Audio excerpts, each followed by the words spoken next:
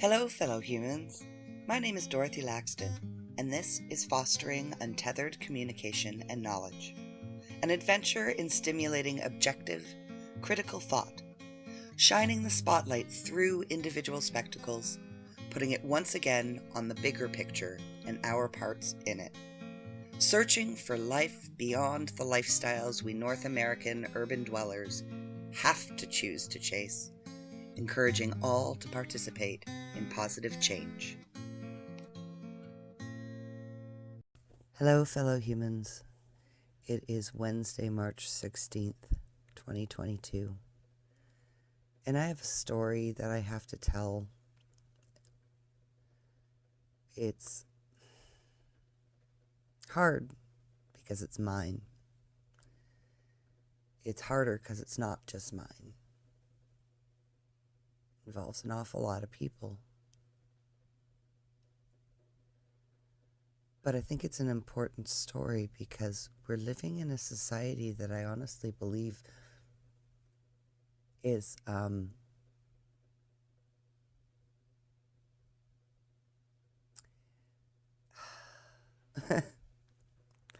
is a victim of sexual abuse.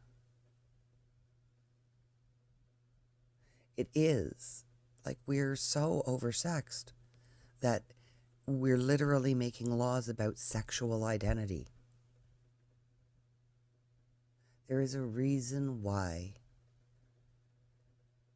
throughout history, sexual urges and sexual actions have been metered and moderated and restrained. It's because it is a very complicated part of the human condition that can be very, very dangerous. Take it from a victim of childhood sexual abuse that was groomed at a very early age by children who were unsupervised and exposed in a very irresponsible way to things that they do not understand the long-term repercussions of.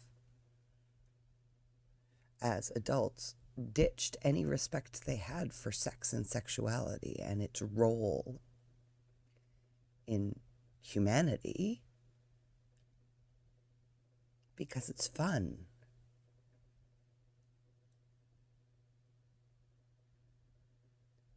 And being one who spent their life thinking that their sexual prowess was the only thing of any value they could ever offer anyone,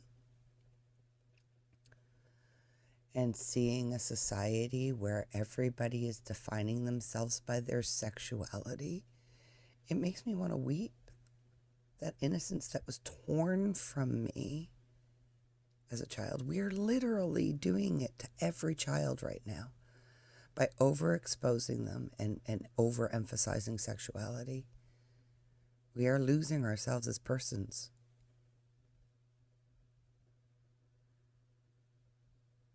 It's sad to me. It's so painfully, makes me want to weep. I really did believe, when I was in my early 20s, my therapist said to me, Dorothy, it's amazing that you enjoy sex as much as you do, let alone can have sex at all, given my experience.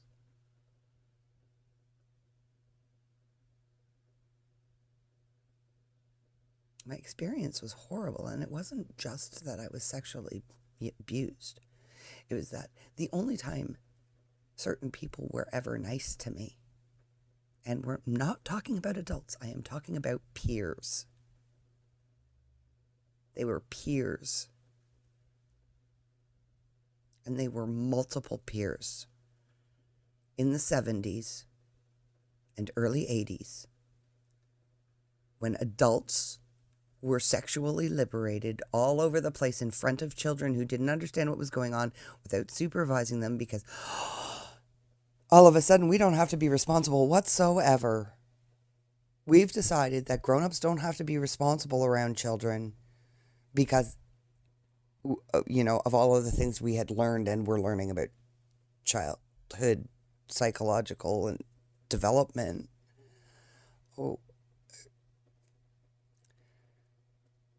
Western culture is abhorrent. It's disgusting. It's selfish. It's me-based. There's only one way to change it, and it's for us to get our heads out of our asses and get a little bit of humility and realize that we're part of this planet and we are part of a creation, whether you believe in God or not.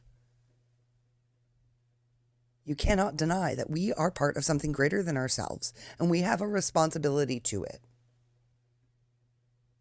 and to each other that goes far beyond whether or not you call me he, she, they, them, their, whatever. I don't care what goes on from your neck down. I really don't. How do you treat me? How do you talk to me? How do you regard me? Do you give my experience any time of day whatsoever? Do you consider the dangers that you can pose to me? Do you consider it all the offense that you're causing? Do you look at all at the behaviors that you're exhibiting rather than you're justified in exhibiting them? Nobody's ever justified in any of it. Until we stop dropping all of this compartmentalization and classification and just remember that we're all human beings and we have a responsibility to one another because we're here together, we don't have a hope in hell. And I gotta tell you, man, all of the people who've been going, I can't think about these things. You can't think about these things.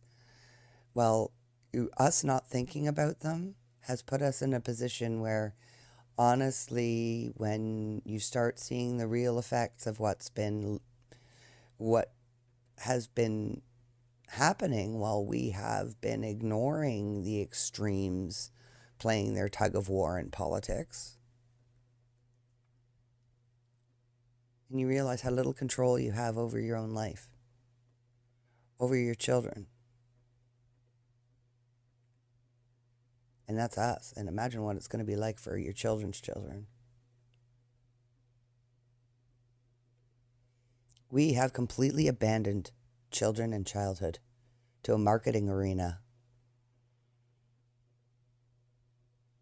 And I know I was one of the first. And my family loved me. They didn't have... That's the thing that I think saved us all, was there was unconditional love in there. And that is something that has so disappeared. Unconditional love. Anyway, those are my thoughts on this Wednesday morning. And sooner or later I will share them. I have a backlog. This may not come out today. Who knows? I got to do something. It gets very, very hard to try to figure out what to do next in a world where you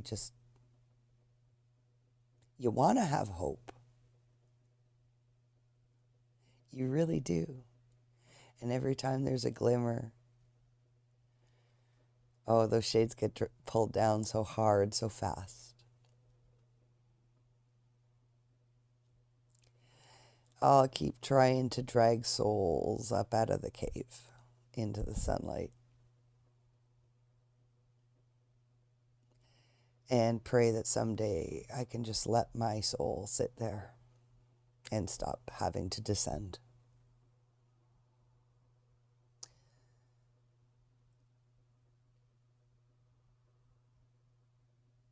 Things to think about. Thank you very much for listening.